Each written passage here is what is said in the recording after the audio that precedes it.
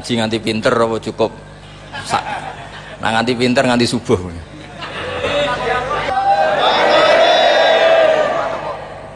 Raiman. Mun nggih Al-Fatihah. A'udzubillahi minasyaitonir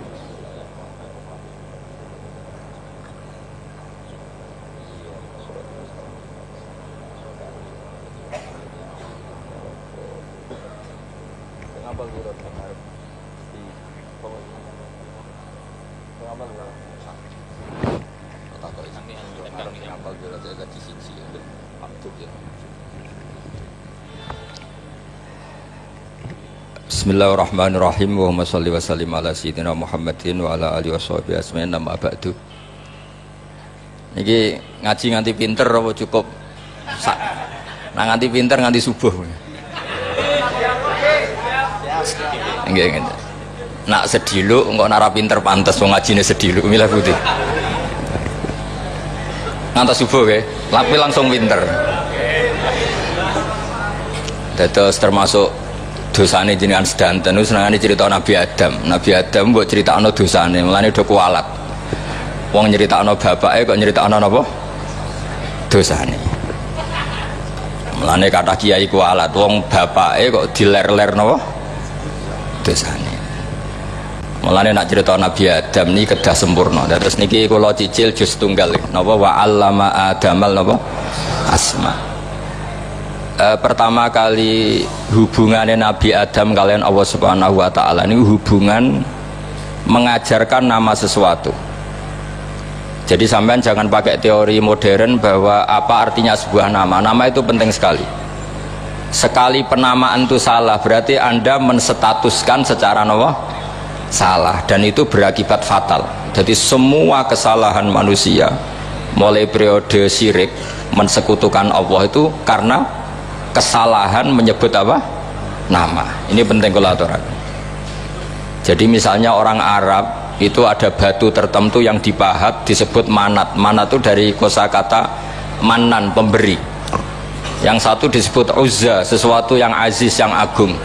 Sehingga akhirnya diperagungkan.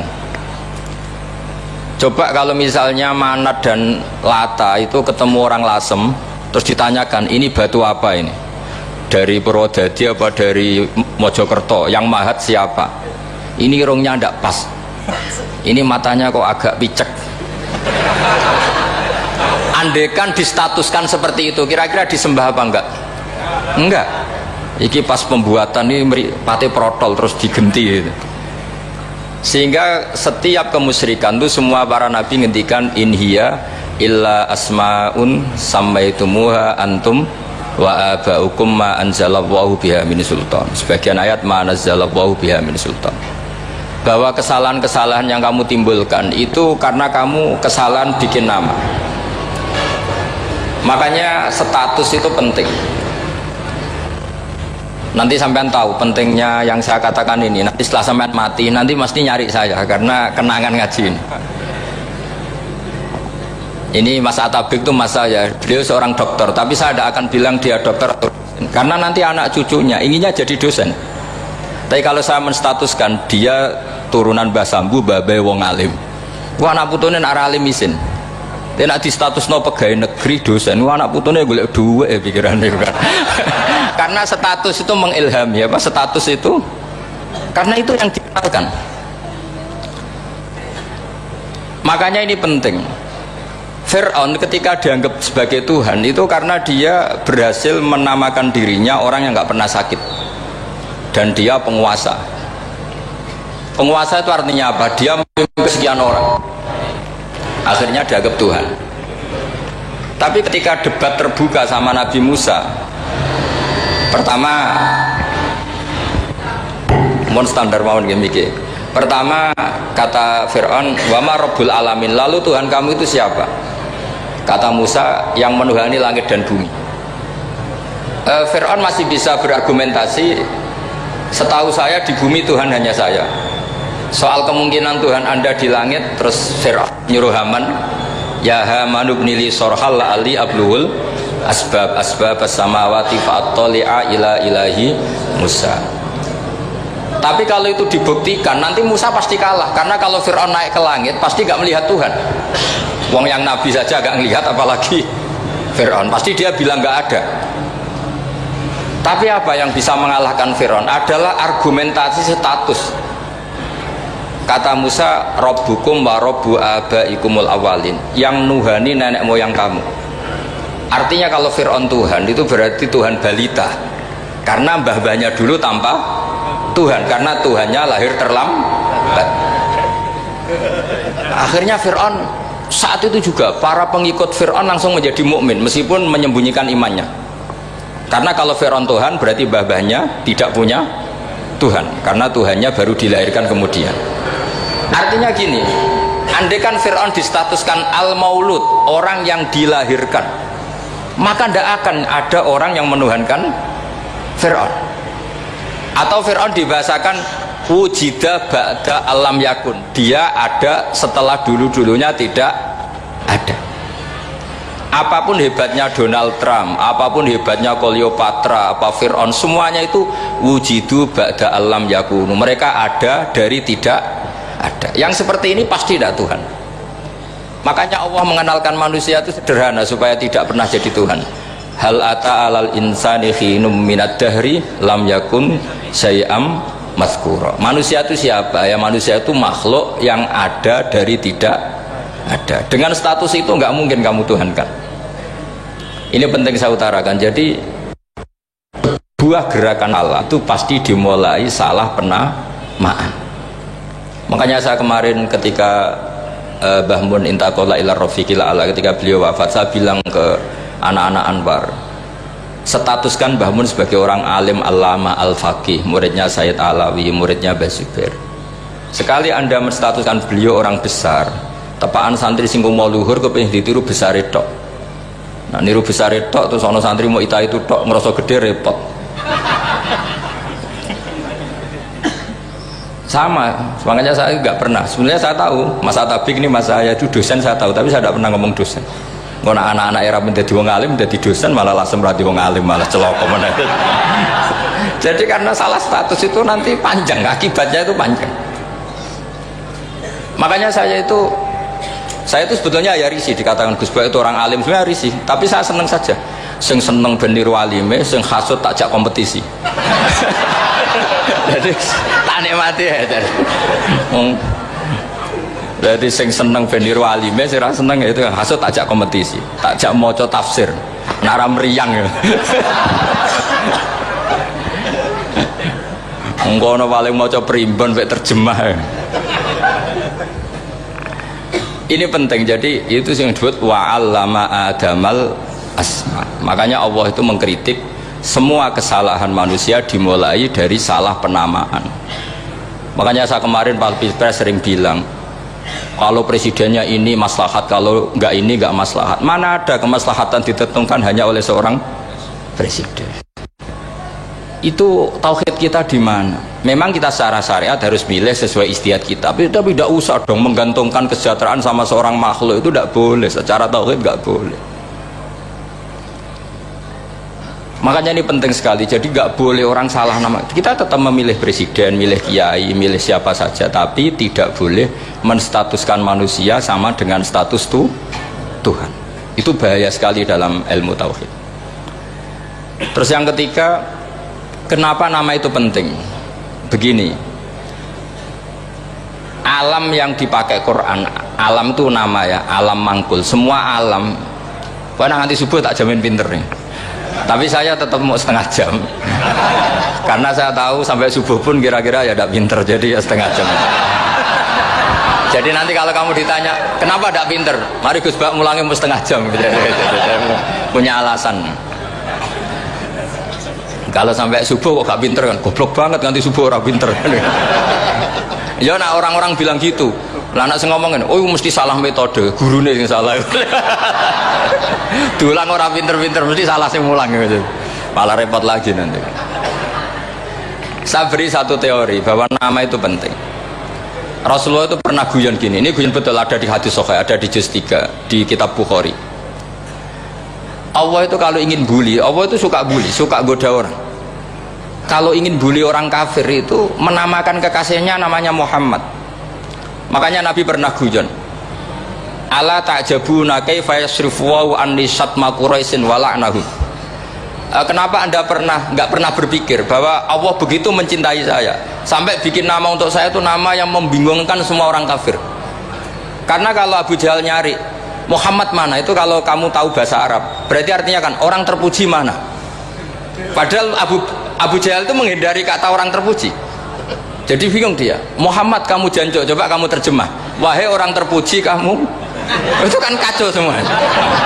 Makanya Allah itu suka bully. Jadi kata Nabi Muhammad, kamu tahu betapa Allah itu mencintai saya dan bikin bingung orang-orang yang menghujat saya, karena mereka kalau menghujat saya tetap menamai Muhammad. Itu coba kalau kamu tahu bahasa Arab, mana Muhammad orang yang berarti kira-kira kalau Abu Jahal Misa itu jancuk kamu Muhammad, berarti artinya apa? Wahai orang terpuji kamu jancuk. Ini kalimat yang kacau kan.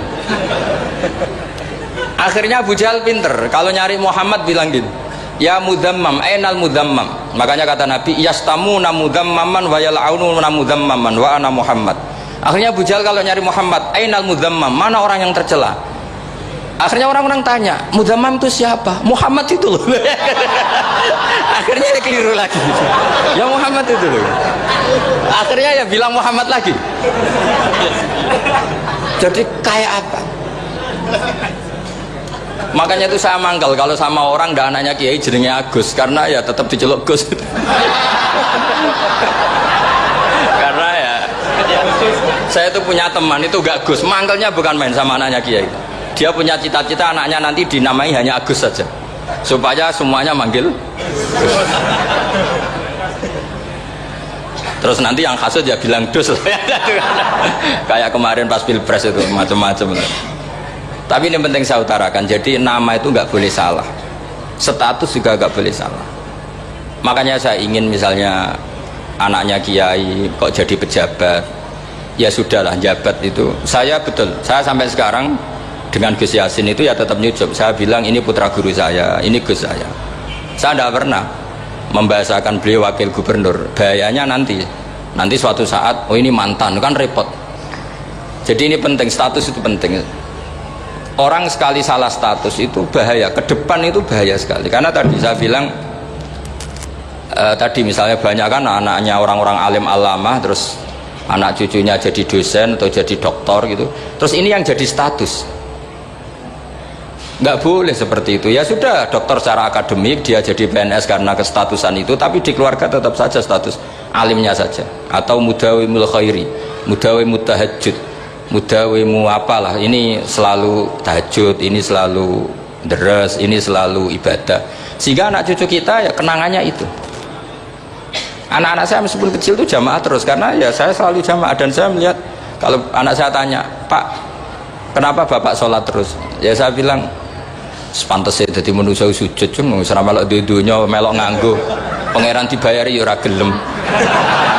Kata saya gitu, wong nganggo wong ya bayar, lagi nganggo bumine pangeran ra bayar wis anggap bae sujud itu bayar, kata saya gitu. Sehingga merasa sujud itu satu identitas.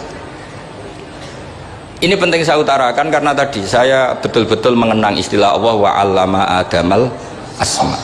Semua kesalahan itu kata para nabi inhiya illa asma'un samaitumuha antum wa ataukum. Kita membahasakan misalnya presiden Amerika orang terkuat di dunia. Bagaimana mungkin orang terkuat kemudian agak mangan sedino lemes? Hebatnya ning ndi? Iku nak pas mules weteng agak ngising ya lemes. Hebatnya apa? Makanya Allah ketika menerangkan Isa itu tidak Tuhan, itu Allah sederhana cara ngendikan. Kana yakulani to amal masih ibnu Maryam illa rasul qad khalas min qablihir rusul wa ummuhu siddiqah kana yakulani to'am. Artinya kalau Isa itu tidak mangan ya lemes. Nak keluarkan ya kudu ngising. Lah terus mbok sembah itu terus piye?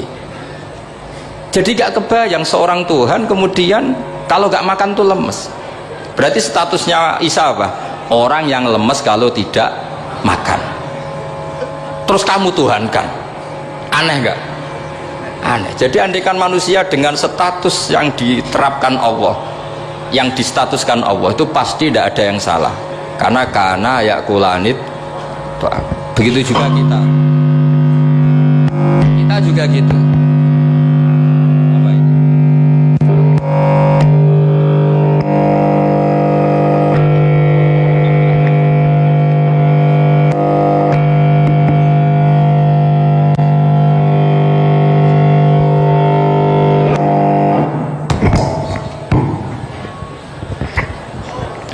Saya teruskan ya. Nah ini sekaligus latihan tauhid sama latihan tafsir ya. Ini yang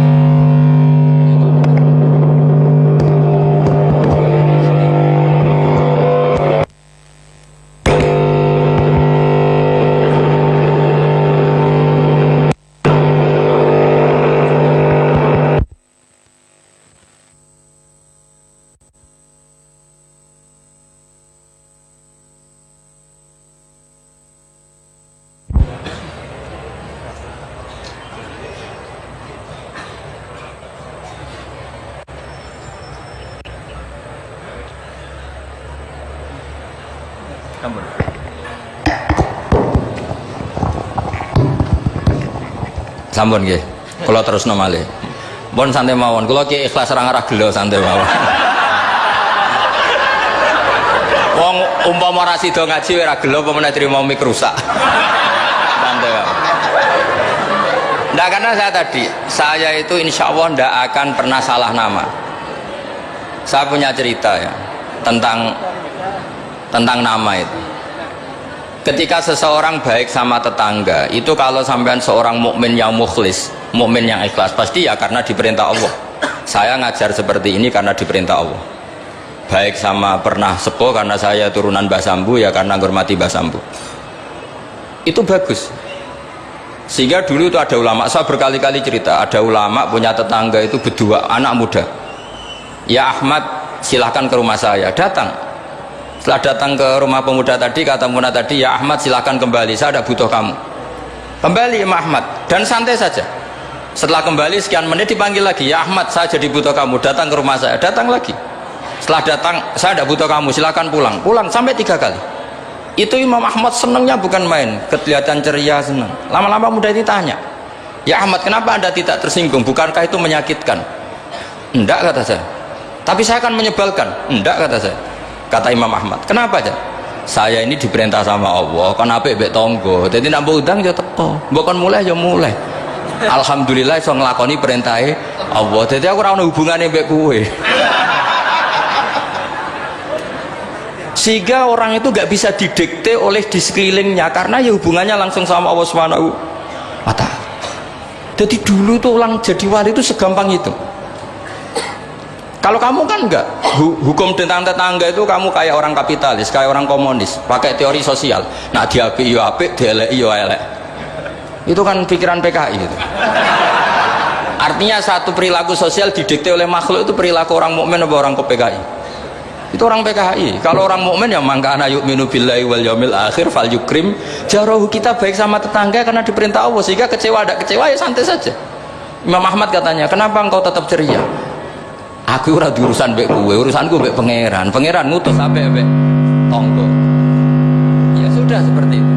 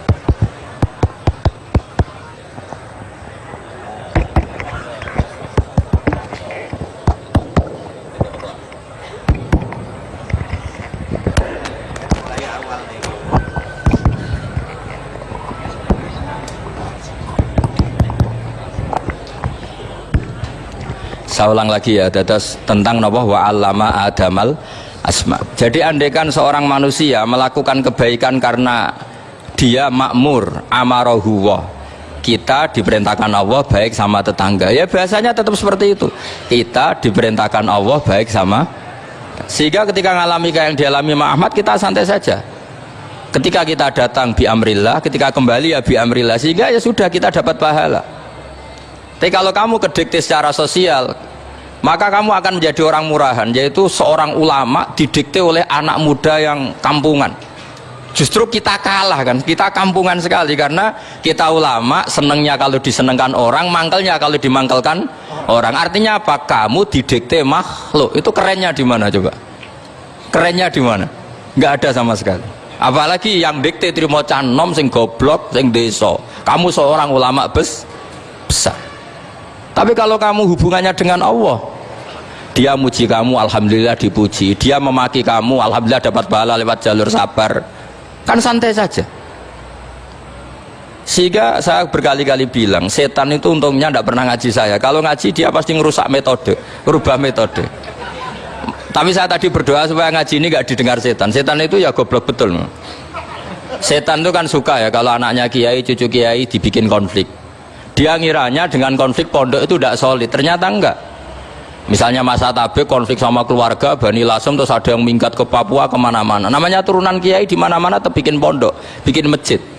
Yang dulu masjid hanya ada di Lasem, barokahnya tukaran ada di mana-mana. Lah itu namanya setan, itu salah perhitungan apa? Makanya gobloknya dia itu udah ngaji saya. Kalau ngaji tak kasih tahu, itu bahaya itu. Bikin kiai konflik itu bahaya. Iya betul. Islam ada di Indonesia itu ya barokahnya konfliknya sahabat. Sayyidina Ali dan Sayyidina Muawiyah itu konflik. Banyak sahabat netral yang ingin menghindari itu mau ke Cina. Di Selat Malaka sebagian terdampar, terus ada yang ke Aceh, ada yang ke Sumatera, namanya Syekh Baros, itu muridnya Sayyidina Ali. Makanya awal Islam di Indonesia dimulai Syekh Yusuf Baros itu. Kalau Timur Tengah nggak ada tukaran, itu tidak ada Islam menyebar kemana-mana. Nah setan ngiranya kalau sahabat tukaran itu nanti kacau, ternyata enggak, malah Islam menyebar kemana-mana, barokahnya tukaran. Dulu Solo karena konflik ya banyak ulama yang ke Selasem kemana-mana, gara-gara Solo gak kondusif. Akhirnya kayaknya keduman basambu, keduman macem-macem. Sedungak nomawon kiai tukaran terus betul apa-apa. Yang penting ora bacok-bacokan, rasanan-santetan wis pokoknya rasan-rasanan ringan, ya sudah itu bagus. Memang Allah bikin seperti itu. Tidak apa-apa. Kata Allah wala yazaluna mukhtalifina illa man rahima rabbuk. Kata Allah walidzalika khalaqahum. Ikhtilaf itu barokahnya Masya Allah. Kalau saya setuju pendapatnya Mas Atabik, saya jadi dosen. Nanti yang ngaji tafsir siapa? Tapi kalau dia setuju saya, dia jadi ahli tafsir, yang jadi PNS siapa? Ya sudah, barokahnya khilaf. Dia jadi PNS ya dapat gaji, tapi gaji itu bisa dihitung. Kalau naik harus tambah prestasi. Kalau saya kiai min haitsu la yahtasib, pasti cepat kaya saya. Karena rezekinya kiai itu tanpa batas. Makanya haji saya itu plus. Saya itu tidak kaya, tapi haji saya haji plus. Masa tapi paling reguler. Karena rezekinya kiai itu min haitsu la yahtasib. Makanya saya pernah disoal sama teman-teman dosen di UI. Bapak kok berani pulang ke Rembang? Kiai itu kan rezekinya agak jelas. Kata saya justru agak jelas itu bagus. Kalau sampean kan konsisten segitu nilainya, kalau saya enggak, kata saya. Jadi tak nikmati saja.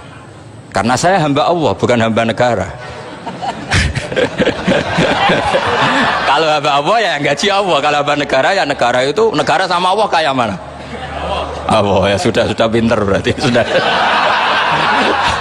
Jadi jangan pernah kita ini salah nama. Kalau salah nama itu bisa panjang. Makanya ada wali itu kalau dongo itu rontok kriminal, tapi malah pangeran seneng. Sampai dalam riwayat itu innahu yudhikuni al yauma salasa marat, wali itu bisa menertawakan saya 3 kali. Itu kata Allah. Itu kalau dongo itu agak kriminal, tapi mesti mustajab. Tapi kalau kamu niru sudah ada mustajab, karena ini KW, copy paste. Itu kalau dia datang ke Raudhah itu bilang gini wali tadi, ya Allah, saya ingin jadi orang baik. Jika engkau turuti doa saya, maka surra habibuk, kekasihmu ini menjadi senang. Tapi jika saya jadi orang jelek, surra aduuk, yang senang itu iblis. Sekarang milih mana jenengan, menyenangkan kekasih kamu atau menyenangkan musuh kamu? Itu cuma riwayat. Terus kata Allah bilang ke Nabi Muhammad, karena wali kan ada alam roh, wis kandhani wis mustajab, coba baleni itu kayak gue. Segampang itu wali punya hubungan. Saya ulang lagi ya, tapi jangan ditiru. Karena kamu tidak wali, nanti setelah wali niru gak apa-apa. Ya Allah, saya ini ingin jadi orang baik. Kalau saya jadi orang baik, maka surra habibuk, kekasihmu menjadi senang. Kalau saya jadi orang buruk, surra aduwuk, musuh kamu menjadi senang. Tinggal engkau lah sekarang sebagai Tuhan, senang menyenangkan kekasih kamu, menyenangkan musuh kamu. Ya tentu Allah pilihannya kan senang menyenangkan kekasihnya. Terus kata Allah, sudah sampai situ aja doanya, jangan panjang-panjang, baca-baca malah repot. Semudah itu mereka hubungan dengan Allah Subhanahu wa taala karena mereka tidak pernah salah nama. Kalau kita kan tidak. Kita tidak mesti walinya, tidak mesti istiqomahnya, kiai saja karena diangkat MUI, bukan karena kiai betul, atau diangkat di struktur kepengurusan NU. Terus doa pakai namanya sendiri, ya Allah saya ini ngitmai agama sudah lama, mbok ya Allah saya ini jadi gini-gini. Status kamu itu belum ada di arsy.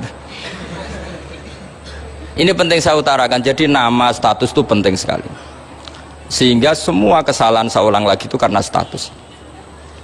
Ini penting saya utarakan karena sekarang itu banyak nama itu disepelekan. Saya itu sering sinau kamus, jadi saya termasuk menekuni tafsir itu diantaranya menekuni kamus. Saya punya kamus banyak, mulai yang dikarang orang setengah kafir, munjid itu kan, kafir tapi setengah. Karena timnya banyak, sebenarnya banyak yang muslim juga. Ada yang Verus Abadi, macam-macam.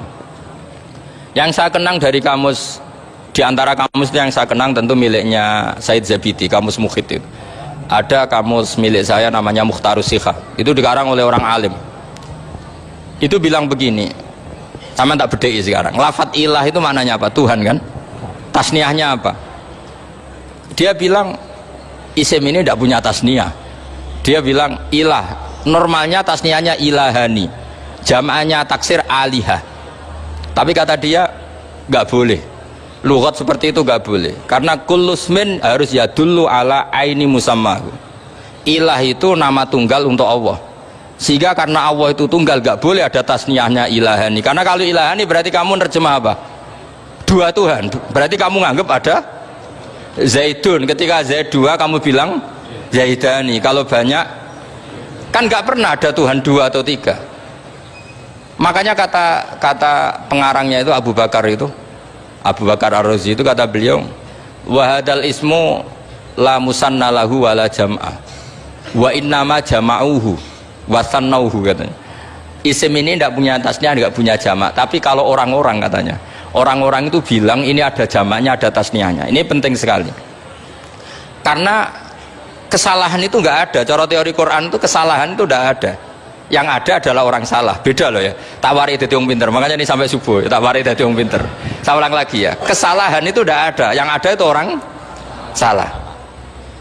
Pernah ada nggak 1 tambah 1 15? Nggak ada kan?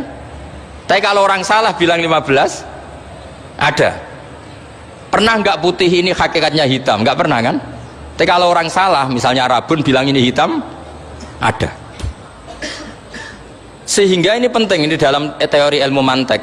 Setiap Allah menyalahkan mereka, itu kata Allah, yaquluna bi afwahihim, mereka itu melafatkan dengan mulut mereka bahwa Tuhan itu 3 misalnya, bahwa Lata Hubal itu Tuhan. Itu kalimat yang keluar dari mulut mereka tapi tidak menunjuk hakikat. Makanya kata Allah, kaburas kalimatan takhruju min afwahihim. Sungguh kalimat itu kalimat kriminal betul yang keluar dari lisan mereka. Karena apa? Normalnya kalimat itu tadullu ala musammahu atau musammaha. Yang namanya kalimat misalnya putih yang menunjuk putih, hitam menunjuk hitam. Nah kalau Tuhan yang menunjuk Allah, Tuhan kok ditunjukkan ke batu? Itu kan kacau. Tuhan kamu siapa? Hubal, itu batu apa Tuhan? Batu. Tuhan kamu siapa? Yesus. Yesus itu manusia apa Tuhan? Manusia. Makanya kata Allah, kaburos kalimatan takhruju min, mesti tulisannya iyaquluna illa kadiba. Ini penting saya utarakan. Jadi makanya kesalahan itu tidak ada, yang ada itu orang salah. Makanya kata Allah, ja'al haqqu wa zahaqal batil. Kalau ada hak pasti batil itu hilang. Tapi orang yang meyakini kebatilan banyak, tapi kebatilan itu tidak ada. Pernah ada enggak 1 tambah 1 15? Enggak pernah ada kan? Tapi kalau orang bilang itu ada. Ini penting saya utarakan. Makanya kamu jangan janggal. Kata Allah ja'al haqqu wa zaqal batil. Ternyata sekarang kebatilan ada di mana-mana. Barang batil itu nggak pernah ada. Yang ada pelakunya. Misalnya nyon sewu, misalnya gini. Zina itu mengenakkan apa enggak? Kata orang yang ahli nafsu mengenakkan. Tapi hakikatnya tidak pernah mengenakkan. Sekarang tanyakan yang pernah melakukan itu, yang terhantui dosa oleh itu. Hakikatnya menyakitkan apa mengenakkan? Menyakitkan. Tapi yang bilang mengenakan ada, tapi hakikatnya tetap menyakitkan. Nah, semua kesalahan manusia itu dimulai cara membahasakan. Mengambil uang negara, korupsi, itu kata yang baru keturutan nafsu nih. Enak punya uang banyak, mengenakkan. Tapi kata yang sudah ketangkep, menyakitkan. Nah, faktanya korupsi itu dihisap sampai akhirat. Statusnya itu menyakitkan apa mengenakkan? Menyakitkan. Andai kan orang menstatuskan korupsi menyakitkan, maka akan menjauhi korupsi. Makanya semua kesalahan itu dimulai dari salah memberi nama. Ini penting saya utarakan supaya kamu kalau menafsirkan Quran itu nanti terus benar. Makanya setiap kesalahan kata Allah apa? Kaburas kalimatan takhruju min afwai. Nah, kalau kalimat itu nyata kata Allah kalimatu haqqin aliyana hya wa aliyana mut wa aliyana nub'as. Atau katanya istilah pengiran dzalika bi anna Allaha wal haqqu wa ma yatuna min dunihi wal batil. Nanti terus urut, sampean baca Quran nanti bisa kayak saya, urut, konsisten. Yaitu tadi, misalnya Fir'aun itu orang pakai status yang diajarkan Allah ke kita. Fir'aun adalah wujida ba'da alam yakun. Fir'aun adalah makhluk yang sekarang ada, tapi dulu-dulunya tidak ada. Padahal sebelum ada Fir'aun sudah ada bumi, ada langit, ada matahari. Sebelum ada Yesus, ada Isa, sudah ada bumi, ada matahari. Artinya apa? Zaman langit bumi ada, penyebabnya Isa apa enggak? Enggak kan? Karena dia ada setelah adanya langit dan bumi. Fir'aun juga gitu, Yesus juga gitu, semuanya begitu. Makanya Allah mengajari kita apa? Hal ata alal insani hinum minad dahri lam yakun syai'am madhkura. Katakan manusia itu siapa? Manusia adalah makhluk wujud yang dulu tidak ada. Sekarang banyak enggak orang yang sudah kaya sebelum Pak Jokowi jadi presiden, sebelum Pak SBY jadi presiden, sebelum Pak Karno jadi presiden? Banyak enggak yang sudah kaya sebelum? Banyak kan? Artinya yang mengkayakan itu presiden Pak Allah. Allah. Sekarang kamu miskin, kamu nggak bisa nyalahkan Pak Jokowi. Sebelum Pak Jokowi presiden kamu sudah miskin. Ya, artinya yang memiskinkan itu presiden apa takdir? Takdir. Makanya wa anna ila rabbikal muntaha wa annahu adhaka wa abka wa annahu amata wa ahya wa annahu khalaqaz zawjaini dzakara wal unsa. Jadi kita miskin ya karena kehendak Allah, kita kaya kan semua itu karena Allah. Tapi kita terjebak hukum modern. Nak presiden iki sejahtera, nak iki ora. Ya mungkin secara bahasa syariat mungkin ada benarnya, tapi kita ini kan dilatih ilmu hakikat.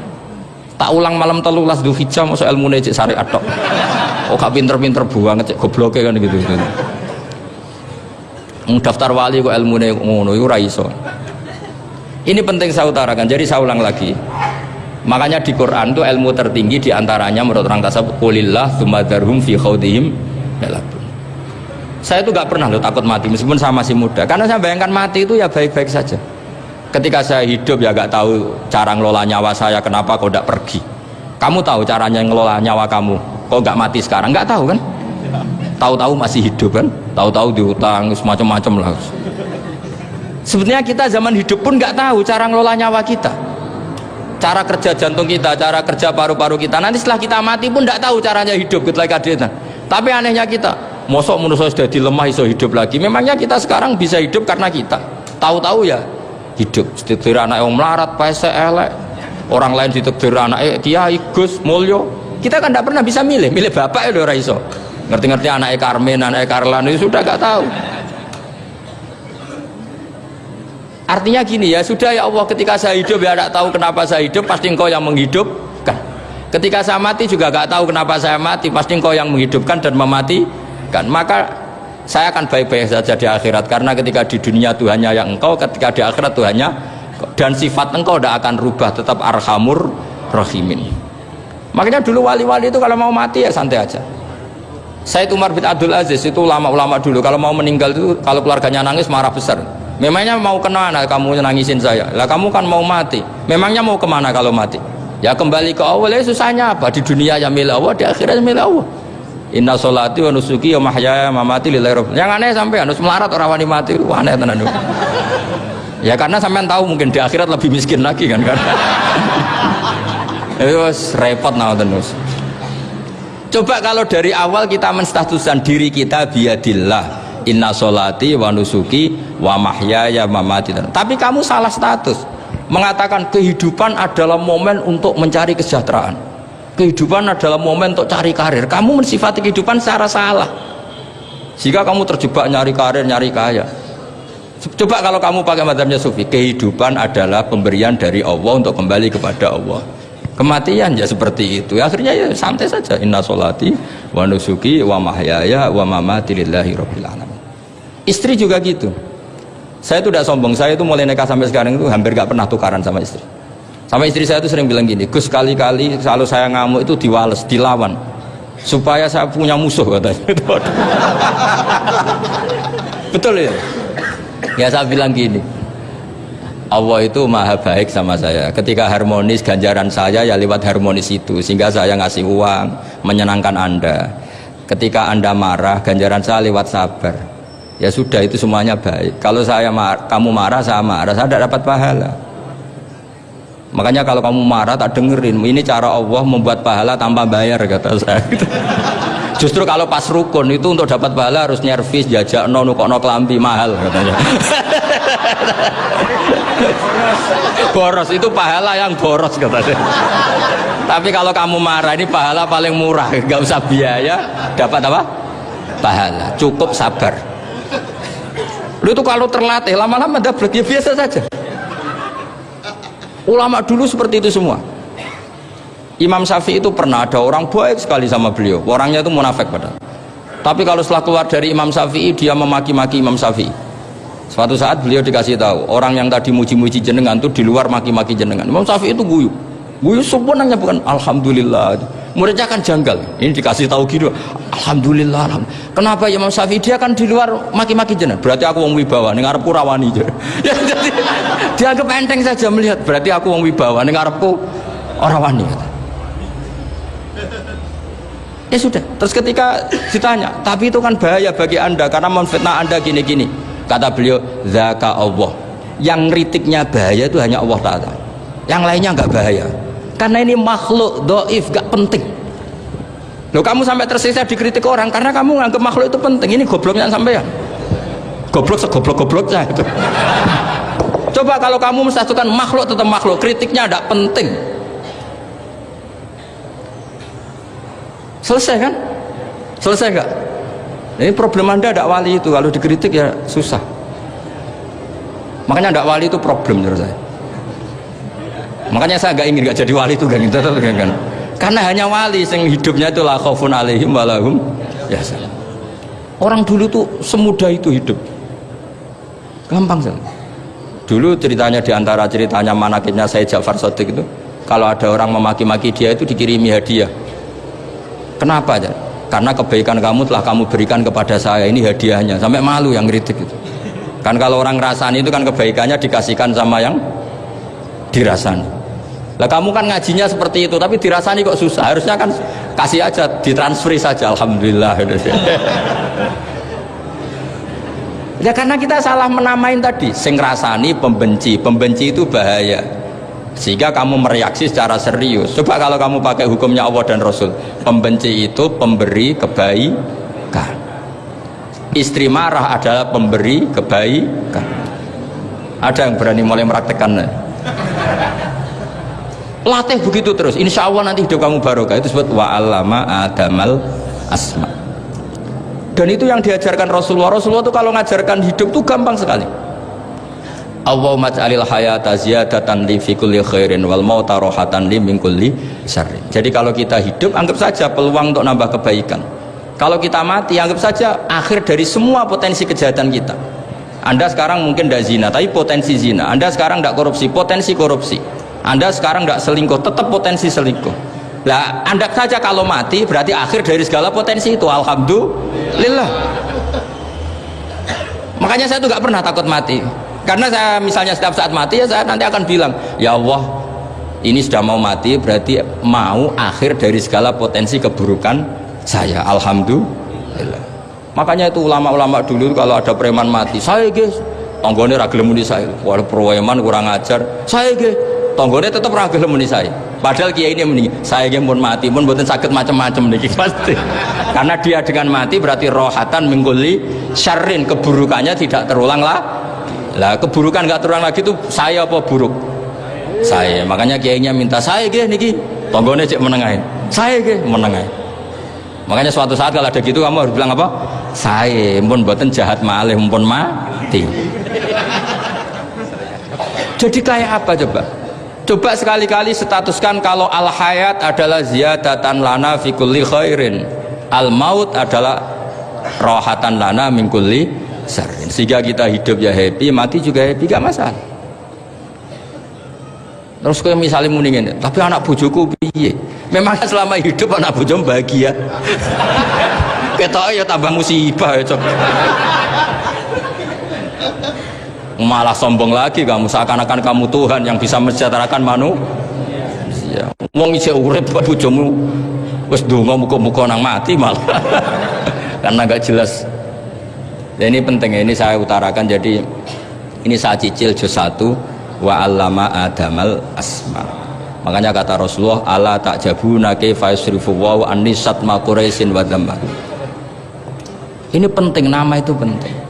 Karena sekali nama ini salah, coba misalnya orang sepakat darani Fir'aun itu wujida ba'da alam yakun.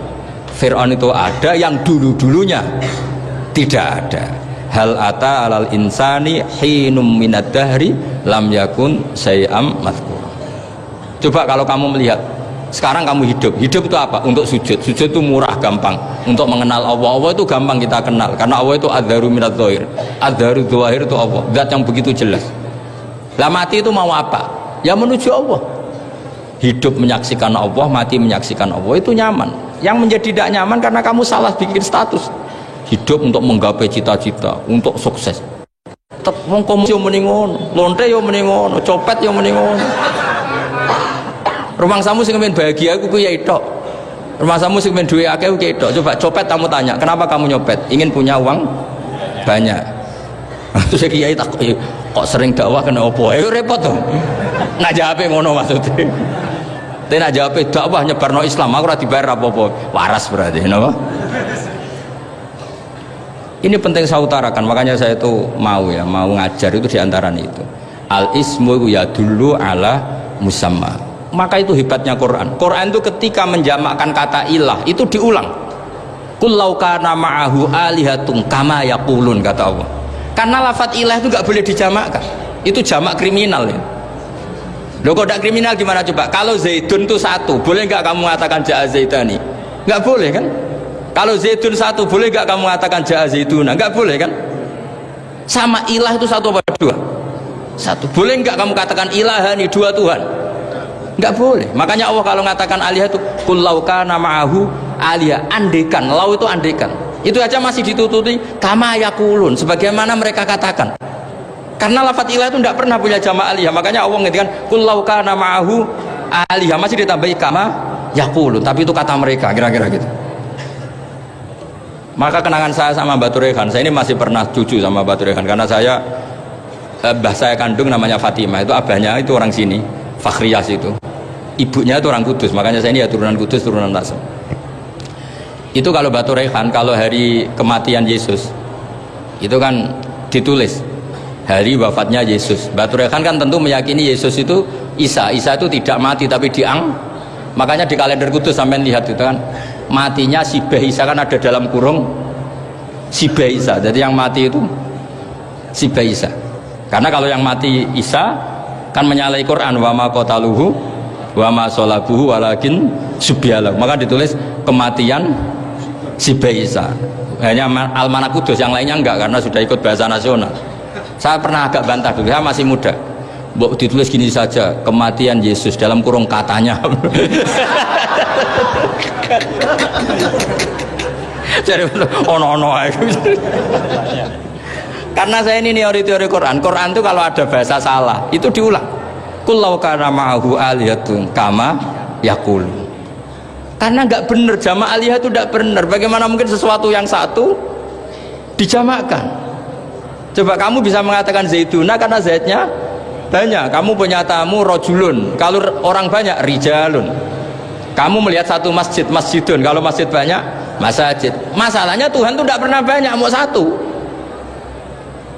Makanya itu hebatnya kamus-kamus yang dikarang orang alim. Tasniahnya ilahun itu lam yujad katanya, tapi wajaduhu wasamauhu. Tasniah ini gak ada secara hakikat, tapi mereka ada yang menjamakkan, yaitu mereka-mereka yang salah. Makanya tadi dalam ilmu mantek, kesalahan itu tidak pernah ada, yang ada adalah orang yang salah. Paham? Jadi kesalahan itu tidak pernah ada, yang ada adalah orang yang satu tambah satu pasti dua, nggak mungkin empat nggak ada, lima nggak ada, tapi orang jawab salah banyak.